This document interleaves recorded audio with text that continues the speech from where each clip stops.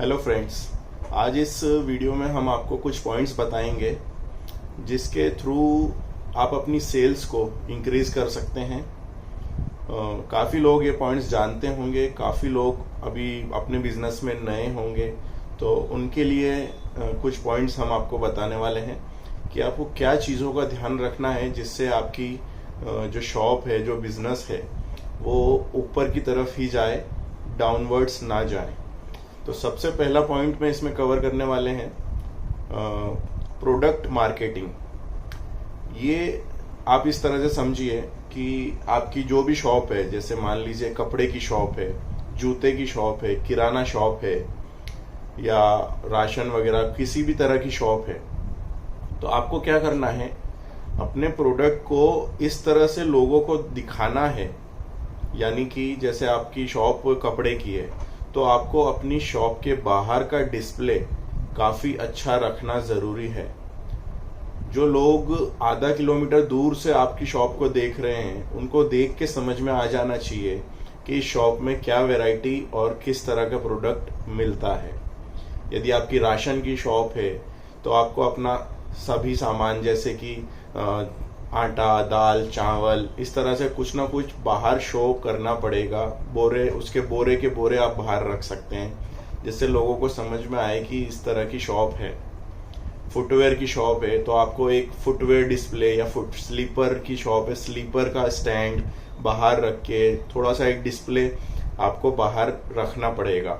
उससे क्या होता है, अंदर आपने चाहे जो सामान रखा हुआ है, बाहर आपने क्या सामान रखा है, कस्टमर का फर्स्ट इंप्रेशन वहीं से बनता है। आपकी कपड़े की शॉप है तो आपने अपने जो ग्लास का डिस्प्ले है उस पर अच्छे अच्छे आर्टिकल्स आप हैंग कर सकते हैं, और बाहर आपको कुछ एरिया बना के, स्टैंड वगैरह बना के थोड़ा डिस्प्ले आप कर सकते हैं, जिससे कस्टमर को समझ में आएगा कि यहाँ किस तरह का और क्या सामान मिलता है, और वहाँ पे आपको अच्छा सामान रखना ज़रूरी होता है। ये चीज़ को आपको अच्छी तरह से ध्यान रखना है कि आपका प्रोडक्ट की मार्केटिंग तभी होगी, तभी कस्टमर दूर से आपकी शॉप में आएगा, उसको समझ में आएगा जब वो बाहर से आपकी प्रोडक्ट्स को देख पाएगा।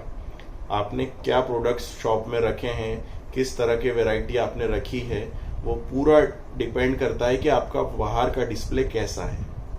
ठीक है, तो फर्स्ट पॉइंट आपका ये कवर होता है जिसमें आपको ध्यान रखना है कि अपनी शॉप के बाहर का डिस्प्ले किस तरह का आपका है, वो काफ़ी अच्छा होना ज़रूरी है।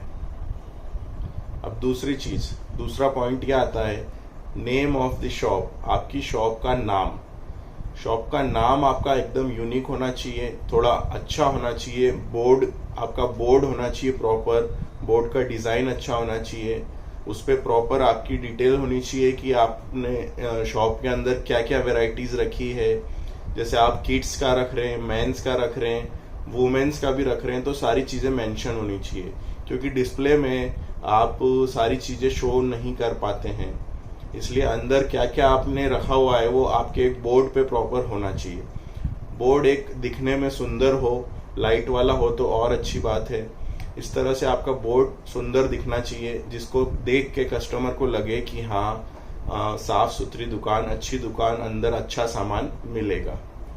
अंदर आप जो भी रखते हो आपका बोर्ड काफ़ी अच्छा होना चाहिए। फिलहाल हम बात कर रहे हैं फ्रंट की, जिसमें मैंने आपको बताया, एक तो आपका प्रोडक्ट बाहर शो होना चाहिए, क्या आपके प्रोडक्ट्स हैं, थोड़ा दिखना चाहिए, क्वालिटी उसकी। दूसरी चीज़, आपका बोर्ड का नाम अच्छा होना चाहिए, उसकी डिज़ाइन अच्छी होनी चाहिए, उसमें लोगों को, कस्टमर को दूर से देख के समझ में आना चाहिए कि अच्छी दुकान में वो आने वाले हैं। नेक्स्ट पॉइंट हम आपको बताते हैं कि सेल्स इंक्रीज करने के लिए सबसे ज़रूरी होता है कस्टमर का दिल जीतना।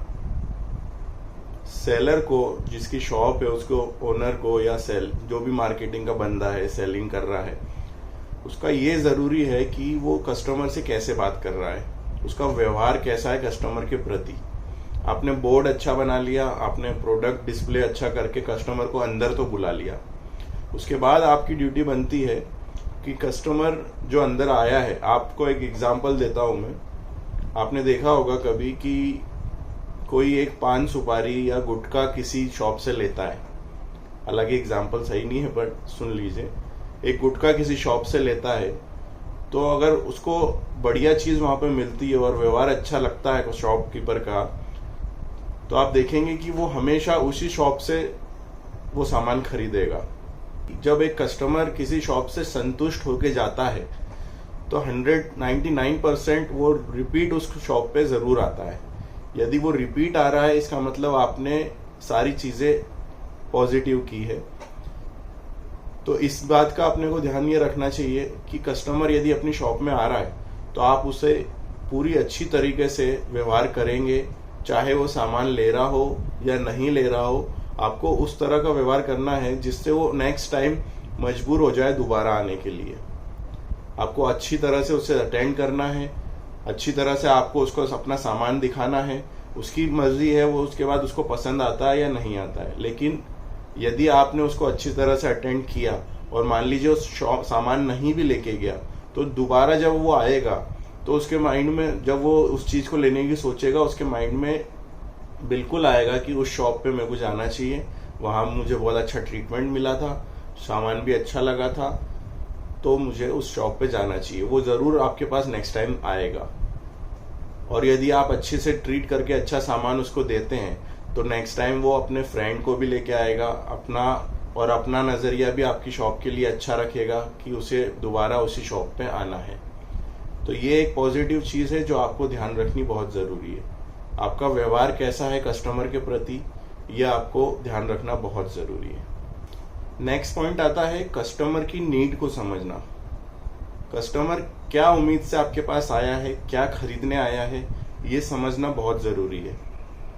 कोई कस्टमर आपकी शॉप में आता है, उसको किस रेंज का प्रोडक्ट चाहिए, किस क्वालिटी का प्रोडक्ट चाहिए, या आपको उसकी बातों से आपको अपनी शॉप के अंदर लो क्वालिटी, हाई क्वालिटी, सस्ता, महंगा, हर तरह का प्रोडक्ट रखना जरूरी है।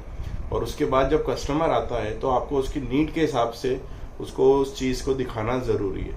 और कस्टमर का विश्वास जीतना आपको बहुत जरूरी हो जाता है।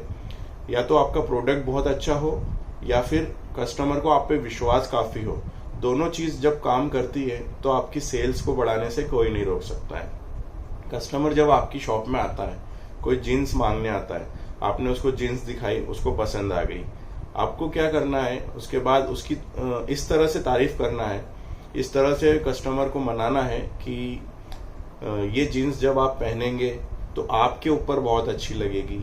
जब ये जीन्स के साथ आप ये शर्ट पहनेंगे तो आपको ये आपके ऊपर ये शर्ट काफी अच्छा जमेगा। आपके रंग के ऊपर, आपकी बॉडी के ऊपर, आपकी स्टाइल के ऊपर आपको कस्टमर से जोड़ के उस चीज को मेंशन करना है, ताकि वो अपने आप से उस चीज को रिलेट कर पाए कि हाँ मुझ पे कैसी लगेगी।